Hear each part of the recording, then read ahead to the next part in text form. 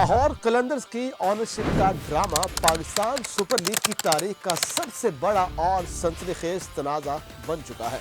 फवाद राना की कंपनी काल्को, जिसे कलंदर का असल मालिक करार दिया जाता है, बरसों से टीम के इंतजामी और माली मामलात में मरकजी किरदार अदा करती रही, मगर वक्त के साथ साथ इख्तियारात की तकसीम, मुनाफे की शराकत और फैसला साजी के निकात पर इख्तलाफात शिद्दत इख्तियार करते गए।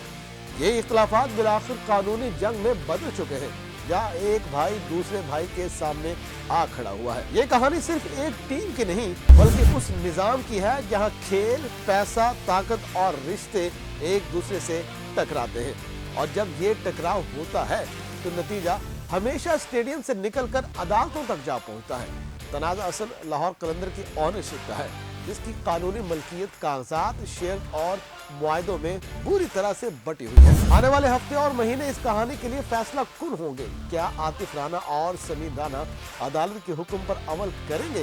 क्या वो कंट्रोल वापस करेंगे या 2.3 अरब रुपए अदा करके नई जंग छेड़ेंगे, या फिर मामला मजीद अपीलों और कानूनी मुंह शिकायतों में उलझकर बरसों तक चलता रहेगा? आइए देखते हैं कि राना ब्रदर्स का असल मसला है क्या। तो दोस्तों, लाहौर कलंदर, जिसे कभी महज एक फ्रेंचाइज समझा जाता था, अब पाकिस्तान सुपर लीग की तारीख का सबसे बड़ा कानूनी और खानदानी तनाज़ो बन चुकी है।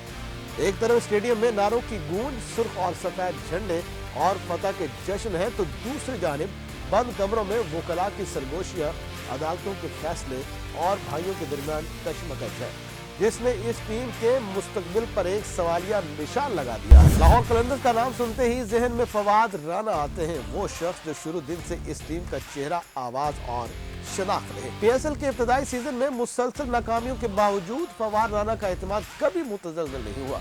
वही एतमाद और वही मुस्तकिल मिजाजी बिलाखिर कलंदर्स को चैंपियन बनाती है।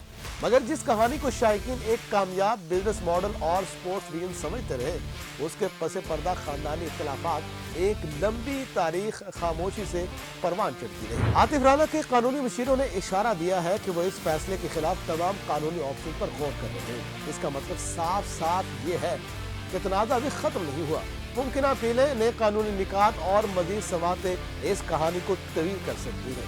यही वजह है कि लाहौर कलंदर की ऑनरशिप का ये ड्रामा सिर्फ एक अदालती खबर नहीं, बल्कि एक मुसलसल चलने वाला स्क्रिप्ट बन चुका है, जिसके हर नए सीन में दांव पर लगे पैसे और जज्बात पहले से ज्यादा होते जा रहे हैं। दोस्तों, इस तनाज़े का सबसे दिलचस्प पहलू ये है कि ये सब कुछ एक ही खानदान के अंदर हो रहा है। एक ऐसा खानदान जिसने मिलकर बिजनेस खड़ा किया, टीम बनाई और इसे पाकिस्तान की मकबूल तरीन फ्रेंचाइज में शामिल किया।